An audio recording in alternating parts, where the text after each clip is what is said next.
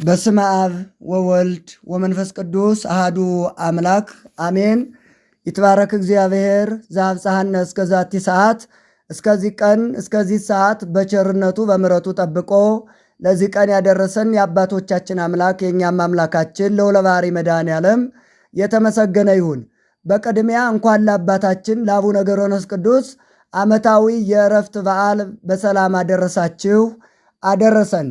ክቡር ሞቱ ለጻድቅ በቅድመ እግዚአብሔር፣ እነሆ የጻድቅ ሰው ሞቱ በእግዚአብሔር ፊት የከበረ ነው ይላል። ይህንን ኃይለ ቃል የተናገረው መዝሙረኛው ቅዱስ ዳዊት ሲሆን ቃሉን የምናገኘው ደግሞ መዝሙር 114 ከቁጥር 15 ላይ ነው። ስለዚህ ቃሉን የተናገረው ዳዊት ነው። ዳዊት ማለት ልበ አምላክ ማለት ነው። ወእሰይም ኖሎተ ዘከመ ልብየ፣ እንደ ልቤ የሆነ እረኛን እሾምላችኋለሁ። ወይም ደግሞ ዳዊት ማለት የተመረጠ ምርጥ ማለት ነው። ዋላልኩ ህሩየ መሕዝብየ፣ እነሆ ከሕዝቤ የተመረጠውን ከፍ ከፍ አደረግኩ በማለት እንደተናገረ ዳዊት ማለት የተመረጠ ልበ አምላክ ተብሎ ይጠራል። ይህ ቅዱስ ዳዊት ነው እንግዲህ የጻድቅ ሰው ሞቱ በእግዚአብሔር ፊት የከበረ ነው በማለት የተናገረው። የዚህ ትምህርት ዋና ዓላማ የአባታችን የአቡነ ገብረመንፈስ ቅዱስ ዕረፍታቸው በእግዚአብሔር ፊት የከበረ ለወዳጆቹ ደግሞ ልዩ ጸጋንና በረከትን የሚያሰጥ መሆኑን ማስተማር ነው። ሞት ለዓለማውያን የሚያስፈራ፣ ላልተዘጋጁ የሞት ድምፅ የሚያስደነግጥ ነው። ለተዘጋጁ እንደ ሕጉ ለኖሩ እግዚአብሔርን ለሚፈሩ ለሰዎች ለሚራሩ በገዳም ጸንተው ለኖሩ ደግሞ ሞት የሽልማት መቀበያ፣ ወደ እግዚአብሔር ወደ አምላካችን የመሄጃ የመገናኛ መንገድ ነው። ስለዚህ አባታችን አቡነ ገብረመንፈስ ቅዱስ 562 ዓመት በተጋድሎ ከኖሩ በኋላ ዛሬ መጋቢት 5 የዕረፍታቸው በዓል መታሰቢያ ነው። አባታቸው ስምዖን እናታቸው አቅሌስያ ይባላሉ። ልጅ ስላልነበራቸው እግዚአብሔርን ሲለምኑ ሲማጸኑ የኖሩ በኋላ ደግሞ የጸሎታቸውን ፍሬ እግዚአብሔር ተቀብሎ አባታችን አቡነ ገብረመንፈስ ቅዱስን ሰጥቷቸዋል። አባታችን አቡነ ገብረመንፈስ ቅዱስ ከተወለዱ ጀምሮ የእናታቸውን ጡት ያልጠቡ፣ እነሆ ምግብ ያልተመገቡ፣ ወጸግብ በርየ ስብሐቲከ፣ እነሆ ክብርህን እያየው ጠግባለሁ እንዳለ በእግዚአብሔር ጸጋ የኖሩ አባት ናቸው። ቅዱስ አምላካችን መድኃኒታችን ኢየሱስ ክርስቶስም በወንጌል ሲያስተምር እነሆ የሰው ልጅ በእንጀራ ብቻ አይኖርም እንዳለ አባታችን አቡነ ገብረመንፈስ ቅዱስ ይህንን ቃል በሕይወታቸው ተርጉመው የኖሩ ናቸው። ይህ ብቻ አይደለም። በደመናት በመባረቅት ላይ ሥልጣን ተሰጥቷቸው ከቦታ ወደ ቦታ ሲሄዱ ደመናን እንደ መጓጓዣ የተጠቀሙ፣ ከግብፅ ወደ ኢትዮጵያ ሲመጡ በደመና ተጭነው የመጡ ናቸው። ሰው ራሱን ለእግዚአብሔር ሲያስገዛ ፍጥረቱ ሁሉ ለሱ ይገዛል። አዳም ከመበደሉ በፊት ፍጥረቱ ሁሉ ለሱ ይገዛ ነበረ። እነሆ የሰማይ አዕዋፋትን፣ የምድር እንስሳት አራዊትን፣ የባህር አሳትን ግዛ ተብሎ ጸጋ ተሰጥቶታል። ወይም ደግሞ የገዥነት ስልጣን ተሰጥቶታል። በኋላ ግን ሰው በመበደሉ ምክንያት አራዊትን የሚፈራ እነሱም የሚነክሱት ወይም ደግሞ የሚበሉት ሆነዋል ማለት ነው። ታዲያ አባታችን አቡነ ገብረመንፈስ ቅዱስ ራሳቸውን ለእግዚአብሔር አሰልፈው የሰጡ በመሆናቸው ምክንያት 60 አናብስት 60 አናምርት ሲታዘዙላቸው ሲገዙላቸው ኑረዋል። ለዚህ ነው መንክር እግዚአብሔር በላይ ለቅዱሳኒሁ፣ በእውነቱ እግዚአብሔር በቅዱሳኑ ሕይወት ላይ ሥራው ድንቅ ነዋል። ዛሬ ልጅ ለአባቱ ልጅ ለእናቷ አልታዘዝም ባሉበት በዚህ ዘመን ለአባታችን ለአቡነ ገብረመንፈስ ቅዱስ አራዊቱ፣ እንስሳቱ፣ አናምርቱ ተገዝተውላቸዋል፣ ታዘዋቸዋል።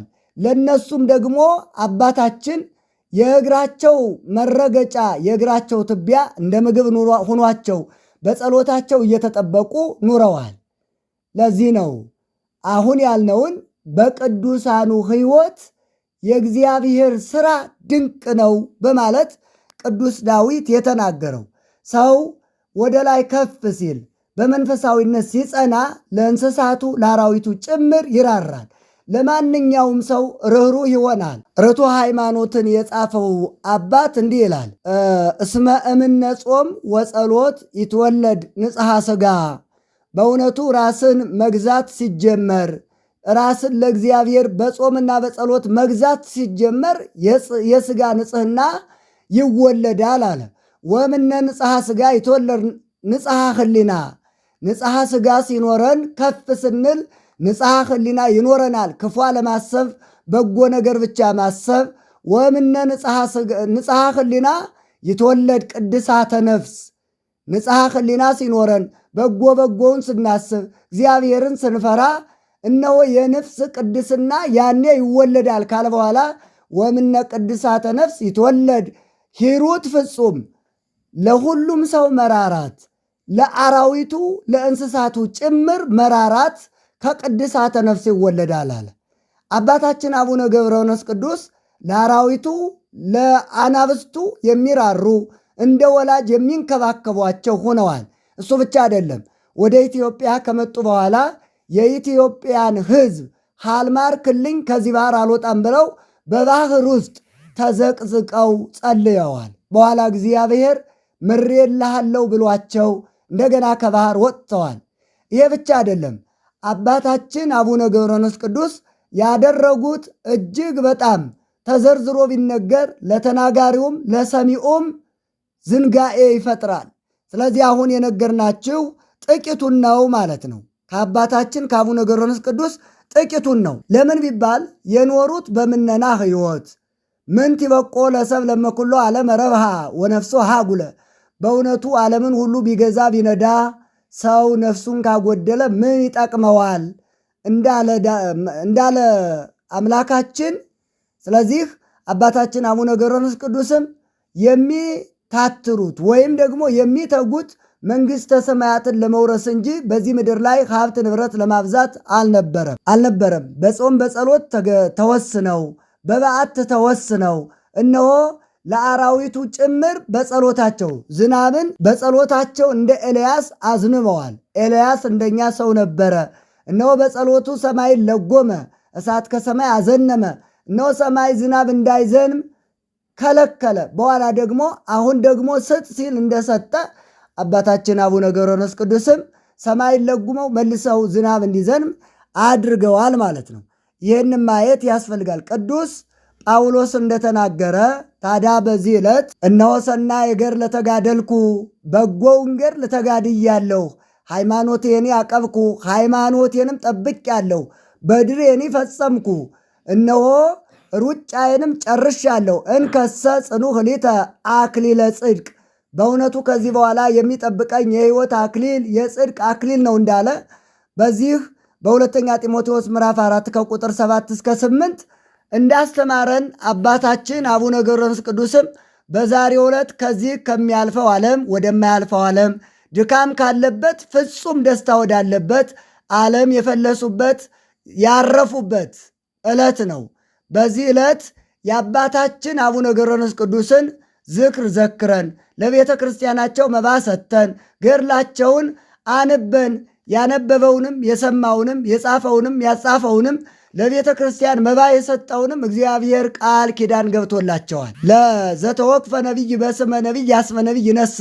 እነሆ ነቢይም በነቢይ ስም የሚቀበል የነቢዩን ዋጋ ያገኛል ብሎ አምላካችን በማይታበል ቃሉ እንደተናገረ የአባታችን የአቡነ ገብረ መንፈስ ቅዱስንም ዝክራቸውን የዘከረ መጽሐፋቸውን ያጻፈ በክብረ በዓላቸው ጊዜ ተገኝቶ የዘመረ ያስተማረ በቦታው የተገኘውን ሁሉ አባታችን ይባርኩታል ማለት ነው።